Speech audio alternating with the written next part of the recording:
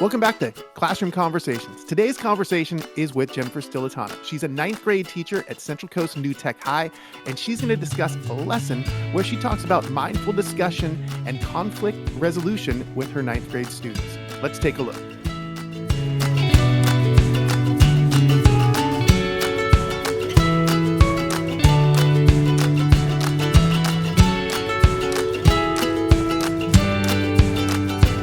So, all right, welcome everybody. Now this actually has a name. The first couple of episodes, the name came later, so it's in the beginning, but this is Classroom Conversations. Today's conversation is with Jennifer Stillittano. She's gonna go ahead and introduce herself, and we're gonna get started and check out her lesson. Yeah, hi, I'm happy to share with everyone today. I teach, the lesson that I'm actually going to be presenting today is for my ninth graders in a research and communications class that I teach at Central Coast New Tech High School. And so it's a year-long class, and it actually incorporates the Get Focused, Stay Focused curriculum, with which all of our freshmen go through, also known as mytenureplan.com. So I'm going to be highlighting a lesson today, or I like to call it a scaffold, to a larger project where students are answering the driving question: what is my dream career and lifestyle, and how do I get it? So part of that Get Focused, Stay Focused curriculum that all of our ninth graders are doing. I think this lesson also could be applied and adapted to like any content area and actually any grade level by modifying it to meet your students' needs. So just to start, I'm projecting my agenda. So what students see when they first come into class digitally, or in the real world, when we get back to that, they would see this as well. And I always like to kind of start each day's block while everyone's kind of waiting to get in, and it gives me time to kind of check who's coming into the Google Meet, but just to have them type in the chat some sort of an icebreaker. Or for today, it's actually a reflection on a quote: an eye for an eye will only make the whole world blind. That quote is then going to lead us into kind of a topic for the day of the lesson, which is participating in a mindful communication and collaboration workshop. It's an interactive workshop that originally I planned and we did in the physical classroom together.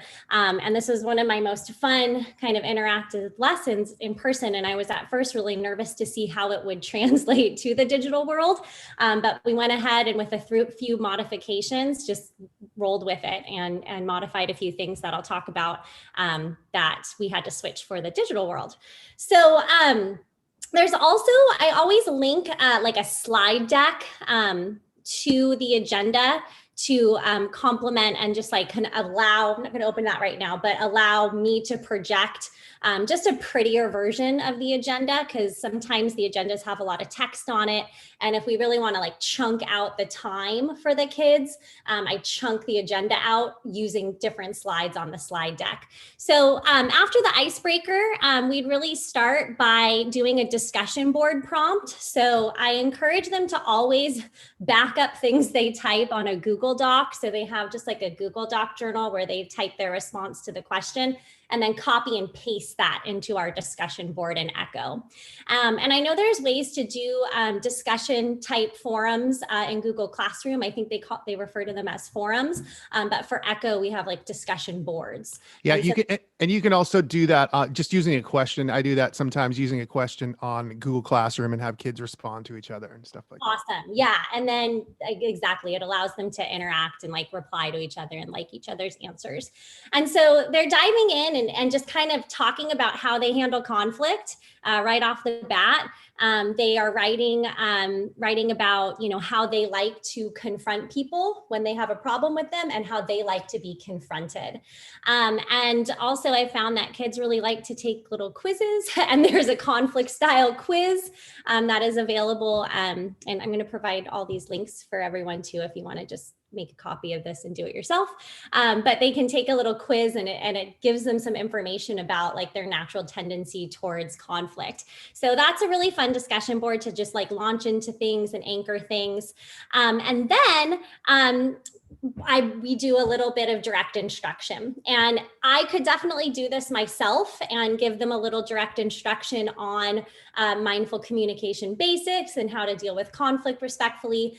But it was much more engaging for me to ask our counselor, Miss Ortiz, Laura Ortiz, to come in just, for a half hour. She actually ended up staying the whole time because it was really fun. But just to talk to them with kind of her counselor hat on, how to use I feel statements and how to mindfully communicate with each other.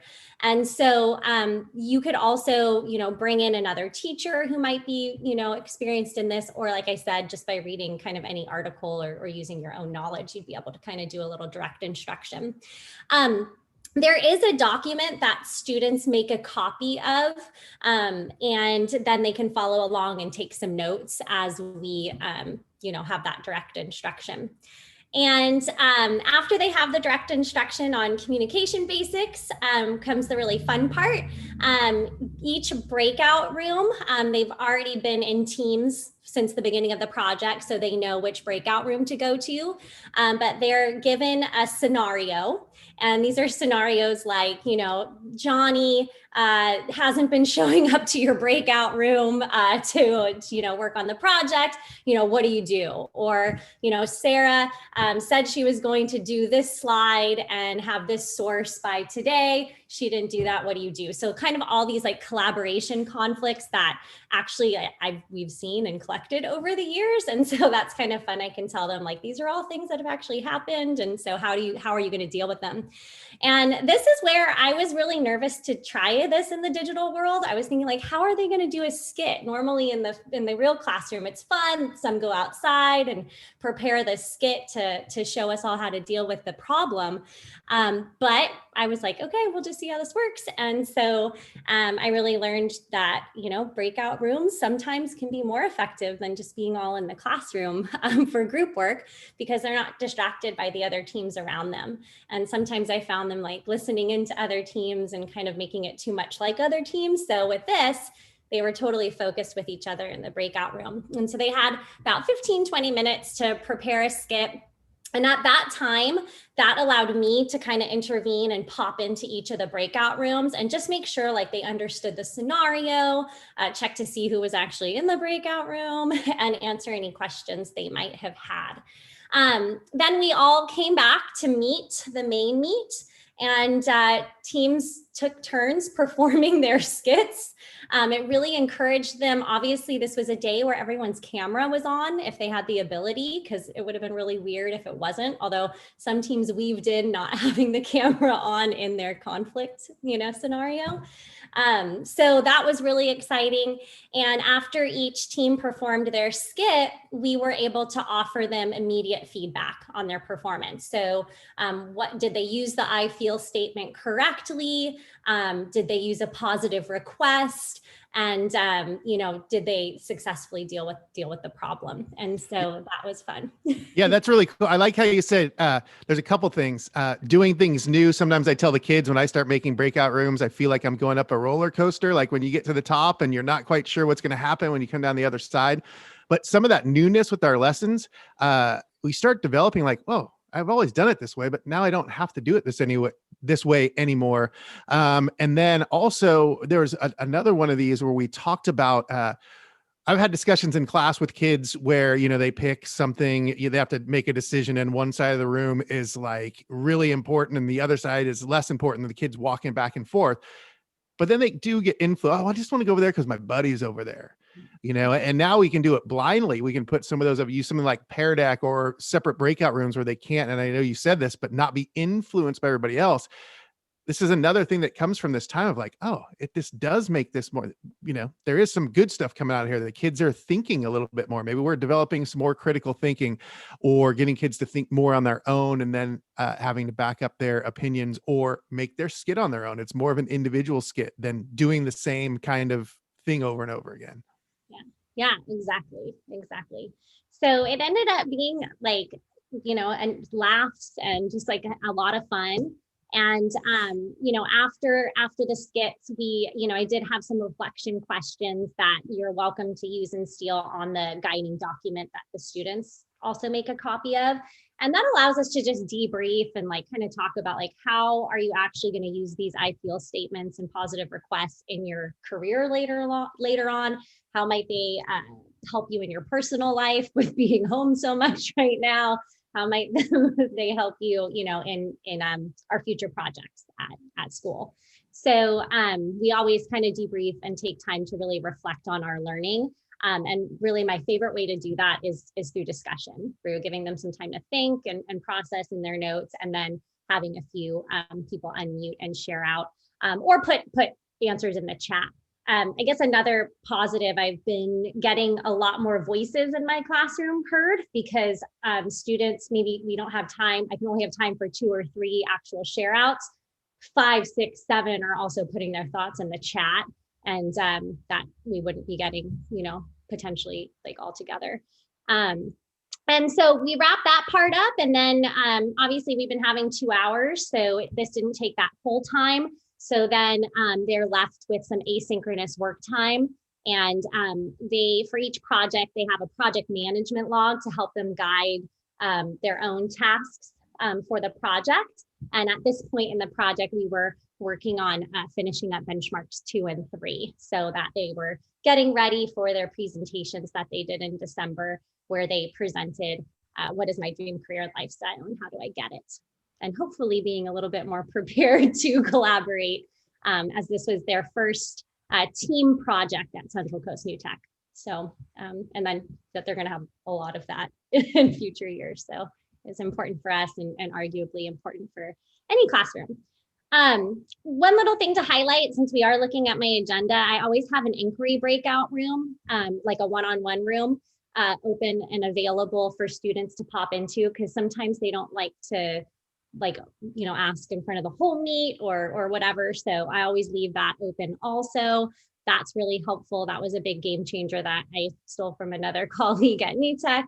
And an exit ticket at this time was we were working with all of the freshmen on an element of agency, like how they're impacting themselves and the community.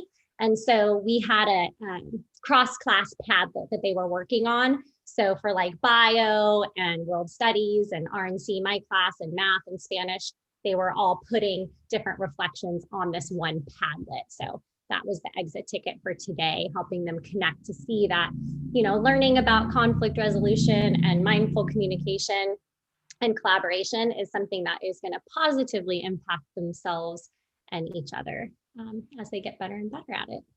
So. No, this looks really good. And one of the things I love using technology in the classroom, and when I'm in the classroom, I try to get kids off of the technology. I try to use it and then have them do other things. And I like this lesson because you're kind of doing that, right? We're using the technology, the meets, the Padlet for your exit ticket, all those things, but they got to be on screens, but I'm going to call this kind of technology light. They're still on their screens, but it's not, watch this video, go to this place, do all these things. It's more of having the kids having a conversation with each other, as opposed to being isolated with just an assignment for them to do. Okay, now everybody just get back on your screens by yourselves. So this is fostering that communication and working together and all those types of things, which sometimes can be difficult in this time. I know myself in 7th grade, some classes I struggle with that participation in breakout rooms, and then other classes, they all, they don't care. I don't care who I'm with. I'll be with whoever. Let's all work together. And then some classes, hello, you're in a breakout room together. Can you say hello? And you get a hi in the chat. So I like how this is kind of fostering that. And I like your discussion. This is something that's very, obviously it's a day-to-day thing. It's something we all need to think about, and something that all the kids, you could use this at any level. You could use this in kindergarten. You could use this in college. You could use this with adults today. So yeah. Well, thanks for coming on. That's a great lesson. I'll put the link up when I post the video with everything. And thanks again for joining us. Yeah, my pleasure.